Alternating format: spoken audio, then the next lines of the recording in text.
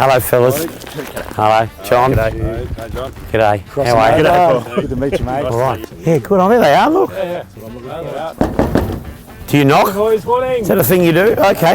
Oh, there they are. So feeders here, all mechanical. We put feed in the top, it comes out the bottom, the birds eat it. So there's no power in the shed whatsoever. What are these? These are drinker lines, so little nipple drinkers. The birds hit the drinker up, water comes out. Oh. Learning in a heartbeat. Really? So 720 birds per shed, so small population, large acreage. Yeah, sort of the old-fashioned way of farming. My grandfather would have done this 50 years ago. This is great. It's like chicken camp, isn't it? This one time at chicken camp. That's great. Yes. Oh yeah, good thinking, Paul. What's with the one giant wind turbine? Yeah. David, you might know more about this. Well, or the not. turbine there is to provide power to the processing plant we've got here. It provides up to 50% of the power that we need for processing the chickens. Wow, that one Yeah, that one turbine provides half the power you need. Yeah, half the power we need. Extraordinary. Well, it is, but we're in we're on top of a hill here where we've got a good access to wind. So it's been there for a number of years now. And it's all about sustainability and providing that renewable energy here on site.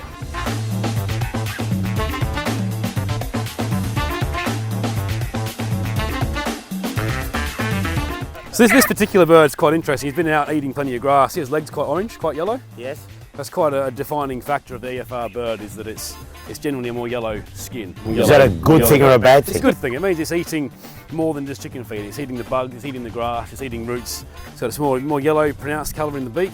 Yeah. Yellow feet. The skin will be a nice fleshy yellow colour once it gets processed. Yeah. So yeah, very Wow. pretty little bird. And what type of chicken is it? It's a commercial breed called a Ross 308. A Ross 308. Yeah. They've got a number. Got a number. Wow. Essentially selectively bred to convert vegetable protein to meat protein as Wow. efficiently as possible. 1.5 to 1 is our rate, so they're consuming 1.5 kilos of feed Yes. to create 1 kilogram of live weight. Wow. So a very, very efficient little animal. Compare that to beef or cattle or sheep, it could be 40 to 1. So in terms of sustainable future of Earth, eat chicken or go vegetarian, or eat salmon. Salmon's equally quite good as well. Yeah, right. Thank you guys, thanks so much. It's been very fascinating and interesting. It's great.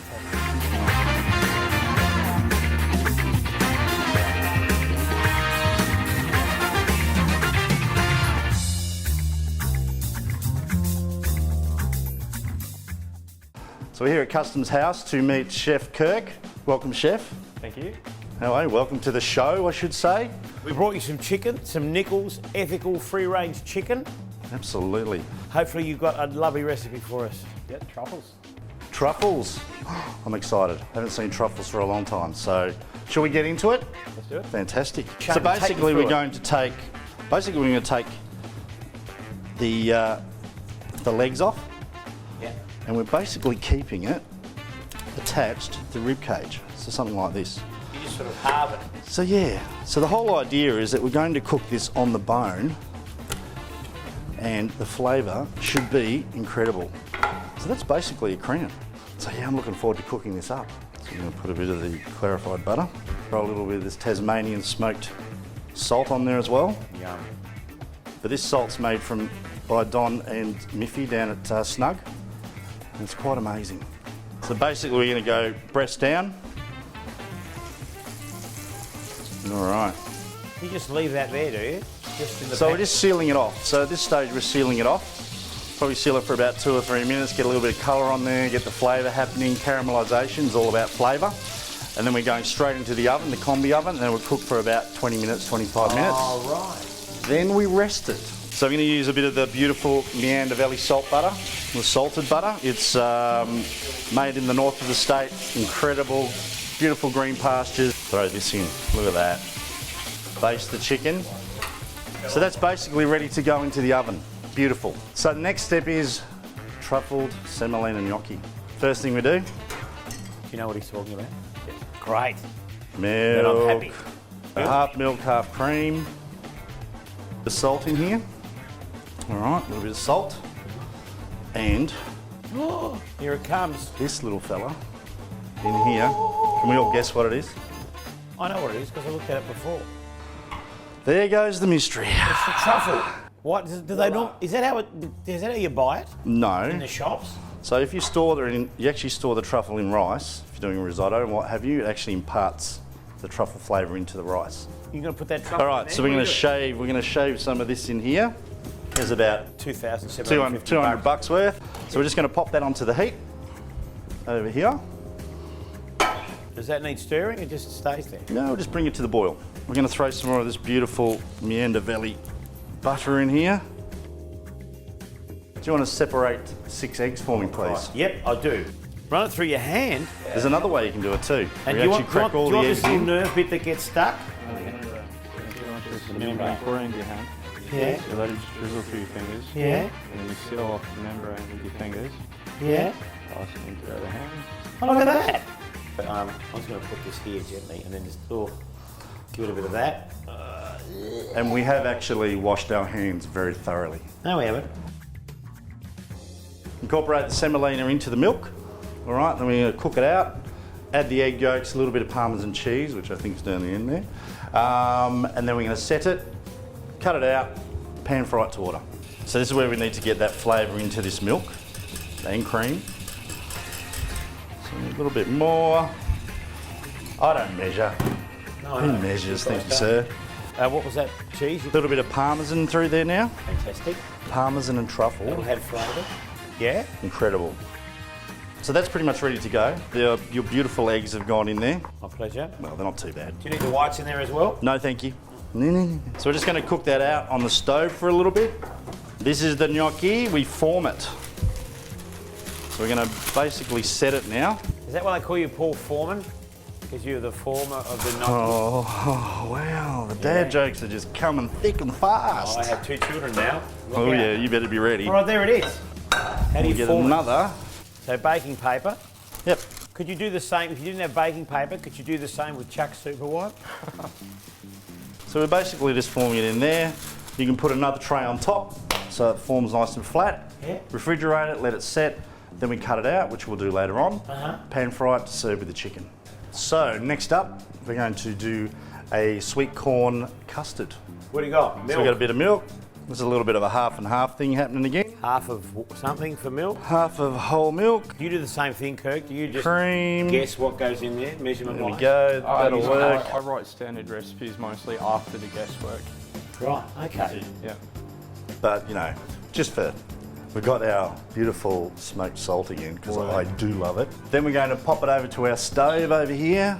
Flamage. Turn a little bit of heat up. Bring it to the boil, Bring don't it to boil the it. boil. Okay, just to the boil, and then we reduce the heat. In the meantime, I want you to peel one of those for me, please. Peel. There you go. All right, I'll pack this up. so what I'm going to do now, Oh, what a hair. And you just literally coring the corn now. that's it. We're actually going to throw those into the milk and cream. No. Put some of our beautiful ghee in here. Ghee, that's your Ghee, otherwise known as clarified. clarified butter. There we go. Ah, look at that. All right, Put the pan over the top. there we Got all go. the Beautiful. All right, so while that's happening, I need eggs again. How many do you need? I need half a dozen eggs. My job. Yolks, please. If you check the paper on Monday morning, I'll be on front page for assaulting eggs. We're not putting any salt in there. So what we're going to do then, once we've cooked out the corn into the cream and milk, so we're getting the flavour through that, we'll strain it, throw the egg yolks into the cream and milk, and then we blitz it up. We want to strain that mixture into here. Now this is that had the corn in it. Yes. So next step, we've strained out the corn cob. We're going to put this corn into here. So we want to get all that flavour in. We want to get all that corn flavour. It's really important. Then we've got this beautiful piece of equipment right here. Some would say overkill. Do I need earmuffs? No. Now while he's doing that, John, can you throw those egg yolks in there, please? These yolks in there? Yes, not in the bowl as well. Just what? Just the yolks. Just Go the for it. Jesus. Now we're just going to pop that back on a low heat for about a minute or two, just to cook those yolks out. All right. Low heat. That's on low heat. What is that going to do now? So we're just cooking the eggs out, so it actually thickens up like custard. Do you know what else we're doing? Confit shallots. That's a golden shallot. It's an onion. So what we're going to do, we're going to roast them whole like that. Just take the top off, just like so. Yep. Want to have a go at that? Sure. Now while you guys are doing that, I've got a little pan on over here. So if we pop these into the pan here in this blazing pan of hell, with the flames that are lapping up over the side, you're just tempting fate here. Right, so I'm going to throw that a little bit of olive oil. That's olive oil. Bit of olive oil. Not truffle oil. No truffle there. Olive. Bit of olive. Bit of salt. No, what? I love the way you did that. It's the other way you can do it. Like that, yeah. In Greece we do this. We go, and you go like that. Did that go in? So then we go over to the oven. That was, you had it on that for 30 seconds. And then we go into the It oven. was in there for 30 seconds. And we'll cook them for about 15 minutes until they soften. You got to do some glass. The potato. Nice and Is thin. this the glass? This is the glass. The glass. Wow, so you can just refine that so that it just cuts little thin shavings of potato. That's it. All right, so boiling salted water. Don't forget in here. All right. 2 chucks. Two Coming chucks. up, chef. Thank you, sir. Fantastic. Put them on the bench. Keep a wipe. Save you every time in the kitchen. So you literally blanch those for like, what, 10 Oh, seconds? 15, 20 seconds. So I just want to spread them out for me so we can dry them off. Can I use my fingers, chef? You can definitely use those fingers because I know Because it's they're... at least 80 degrees, these potatoes, so that we know salmonella. One more sheet, please. Lovely. So if you just want to peel that back for me, please. Yeah, do you want- And a tray. We got those trays. So what we're going to do, Poor old Kirk, you're making him... put them like an this. apprentice. So a little bit of sage on there and then a top on it. And then pop it into the oven. This, for example, say you had a dish like this on the menu, right? You wouldn't make everything like we did tonight from scratch, would you? You'd have some prep stuff. My Ticky-tack famous all together. saying, well, it's actually not mine. Some other person said it, but I'm just taking it for now. Yeah. Prior preparation prevents piss poor performance. So remember, we're going to put tops on, like so. There we go. A little bit of ghee, just over the top. You only got 8. Ghee on top. A little bit of ghee whiz. So we're just going to throw one of those on, and if I had another one, What's so the I weight do. on top of that? So I'm going to just put that in the oven like so. There we go. That'll work. Why does it need that on top? Just will press it down. So hopefully they go nice and flat. Okay. Right. Paul, what is that? So what is it? Chicken livers. In what? Milk. Niggles chicken. A little bit of a strain. Then I'm going to pop them into some boiling salted water for about 30 seconds. We just want to seal them because we're going to crumb them.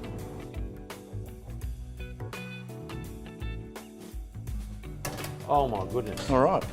So I'm just going to trim those up. I don't know how I feel about those. Chicken livers are delicious. Yeah? Oh yeah. Flour. That's flour. That's the egg wash, which is just egg and what? Bit of milk? What's in the egg wash? A little bit of milk, a little bit of salt, Flour, egg wash, crumb. and we got a little bit of panko crumb here as well. What's a panko crumb? Japanese bread crumb. It's a little bit coarser, so you get Same a people, better that make texture. same people that make your knives? So we're actually going to do a double dipper here, just to make sure we get a really nice crust on there. Oh wow. Okay. I'm just going to go and check those shallots over in our oven here. Yep, good to go. And how long have they been in the oven, chef? Been about 20 minutes, roughly. Wow, It all look, depends they on look- size. I must admit- So you don't want them soft all the way through, right? They You just look want to have a good. little bit of softness, and you should be able to just pick it up. And Oh, there it it just is. comes out. Oh, the other end. Oh, it's hot. I've burnt myself. How do you guys not burn? Do you really guys literally have no sense in your flaming fingers? Wow. Crazy. I'm burning. I've got sensitive fingers. A little embarrassed. Veggies. Let's do a little bit of veggie prep and then we're good to go. We're just going to peel these leaves off so you guys want to get stuck into those. Okay, so we're just actually going to pan fry those. Let's throw a bean on. I'm going to cut it in half, lengthways. Half. Okay. I'm just going to check my potato glass. Absolutely. Oh, oh, Good. oh no, shouldn't be that dark. A little bit too hot. That's all right. That's all right. That's all right, we can work around that. But yes, a little lighter, probably a little less temperature. All right, let's get some veggies cooked. I'm just gonna throw these beans in a little bit of Bit of oil. The livers that have got to go in yet. Yes. Okay, so that's for the veg. Have you got any cutters? Have you got any cutters? No. That's all right. We can just turn it out, like so. There's 2 lots there. So we're just going to trim that up. They look like triangles of camembert cheese. Nice. Yes, lovely. What do you do now? So we're just going to pan fry those. Wow, so they're not going to be Livers are cooking over there. They're big things of gnocchi. Put these beans in. Beans in the boiling water. So you just keep turning these until they're cooked through because we don't want them to burn on How any do you know side. when they're cooked through, Chef? You can go temperature, or you can just go for firmness. So we've got some good colour happening here. On the gnocchi, yeah. So what do you want to do? You want me to have a little go at one and then you guys have a go, or? Here comes that amazing chicken that's been resting. Resting chicken. Here's the gnocchi. There's the chicken. Here we go. This comes the fancy stuff. Now it's all a work of art. Look at this. Come chips. This. Wow. This. The detail. That's it. Go for it. It's fun. How you going? You right there, John? Oh, All yeah. over it? I'll be all over it in a minute.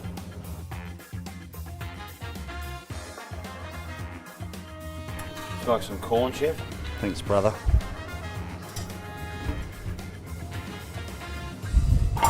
Crossed sword. Yes. I'll put my initials on it. Yeah. How we going, guys? Okay. Happy? I think so. Can I grab one of these chicken livers? You can go for a chicken liver. Man, we've cooked up a storm.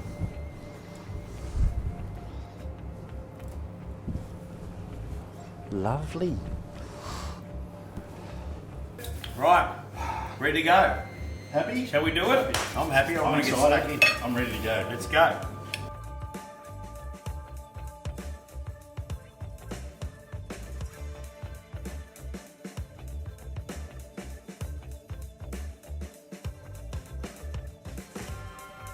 Well, Kirk, thank you so much for having us here at the Customs House and letting us into your kitchen. Cheers, gentlemen. Cheers. Oh, what is that? Frogmore Creek? Frogmore Creek, Riesling. No idea what year. Oh, I thought you were going to like. When I was close, I would have been pulling it out. Great. Should we have a bit It was of a taste delicious, though. first, do you think? Should we dig in? Yeah, let's dig in. Jesus has plated well. Who plated mine? It's such a great mixture of flavours, of colours, of textures. Very good. Look at it. This is great. Is this all original brickwork? Do you know? Kirk? I think so. Yeah. It looks like it is. Definitely Tasmanian sandstone. I think it's a very old building, so surely. Customs House, 1846. My God. Built for Wikipedia. Charles Gaylord. Wow. He was one of the first settlers. And then it was named Customs House after Customs House, which is across the road, which is where Parliament House is now. That used to be Makes a called lot of Customs sense. Makes a lot of sense. House. Run by the Jubbs, Yes. fifth generation pub running family. They got here in about 1992. What else do they run? What else do they run? You would know. This? heaps no, pubs. so- Around Bit of the a test waterfront for you. precinct. So off the top of my head, we have Brick Factory, great bar, Fat Fish. Recently shipped right now on Sotel. Brilliant. I know that there is a steak in Barilla Bay as well, Barilla Bay Oysters. So this lovely old pub, been here for years, and of course, over Christmas, New Year, with the yachties. I mean, this is where all the yachties come, from the Sydney to Hobart races. They all Especially for the Wooden Boat Festival. Wooden Boat Festival again, the massive. Wooden Boat Festival every 2 years. massive. Sydney to Hobart, we have obviously the guys come in for their post-race drinks and feed. Which go on for a while, don't they? Yeah. Do you actually close? So at that time? we stay cooking until they stop coming. Wow, that's pretty good. Build it, they will come until they don't. Are you born and raised here? I was born and raised in Hobart, yeah. And you're only like 24. Correct, 24. Jeez, looks a lot older, doesn't it? Thank you. The industry's really hit him hard. Oh, it pays. It's Joking. amazing that I'm you've joking, been my friend. in the business for it seems like so long, and you're obviously quite knowledgeable. Is this something you always wanted to do? Chefing? No. It usually never is. Most people we talk to go, no, I never. I ended up here because I washed dishes for the right person. Ultimately, same as I think a lot of people got their starts. Start from the bottom. That's generally Start how it from the happens. bottom, work your way up. And no, I wanted to be a career soldier or a cop or an astronaut or whatever. Astronaut, that'd be interesting. Be different. Especially in Tasmania. But anything exciting like that. And I think somewhere along the lines, playing with knives and fire just appealed to me. When you work to put a menu together for a place like Customs House Hotel, what do? Do you just come up with dishes that you like? Yes and no, to an extent. I think I try to listen to whatever the customer would be asking for. I mean, that's business really, supply and demand. But ultimately, people are coming to enjoy the chef's meals. So I'd like to pull from my experiences and my own palate and try to prepare a dish that everyone would enjoy as well as the way I would enjoy it. So a vegetarian dish, for example, I'm not vegetarian, but it's still a demand that needs to be met. I would try to find a vegetarian dish that I personally would enjoy. Right. So there's nothing on your menu here at Customs House that you would need? No, great. I would eat everything on my menu. So, just tell us a little bit about maybe your high points in your career. So where you've come from and, just those little spots that have really excited you and driven you to where you are today. Well, obviously my current role would probably be one of the bigger high points. Working for a good family in such a prestigious hotel, and so much potential to move forward from this point. My travelling, working holiday previously in Byron Bay was definitely another high point. Working across so many different establishments and in a very, very different part of Australia. Very different food, obviously, but missing Tassie. It gets under your skin. Yeah, 100%. Prior to that, probably the very first time I ran a kitchen was one of the bigger high points. I was 19 or 20 at the time. Just sort of exploring all the possibilities. And So sort of sections that you may have worked in some of those kitchens, were you head chef in some of those, or has this pretty much been your first, getting your teeth into it? I've had several head chef positions, but I think probably pan section would have been my favourite section of any section I've ever worked. It's just sort of exhilarating and having so many different focal points at once. Getting those pans going and the adrenaline Just the pumping. flick. Yeah, 100%. No, I totally get it. Totally get it. Well, Kirk, as you can see, I've completely smashed my plate. Yeah, you finished. I love the food. I love the produce we used tonight, the Nichols chickens and the livers and everything else that we have locally. Thank you so much for having us, and the Judd family, of course, for having us here at the Customs House Hotel as part of OfCourse, and we really look forward to maybe having you at the final dinner at the end of the series. Yeah, definitely be delighted. And of course, it's been an absolute pleasure to meet you, very Kirk. much. Thank you so much for having us. Thanks, chef. Thank awesome. you. Cheers. Oh yeah, don't forget this.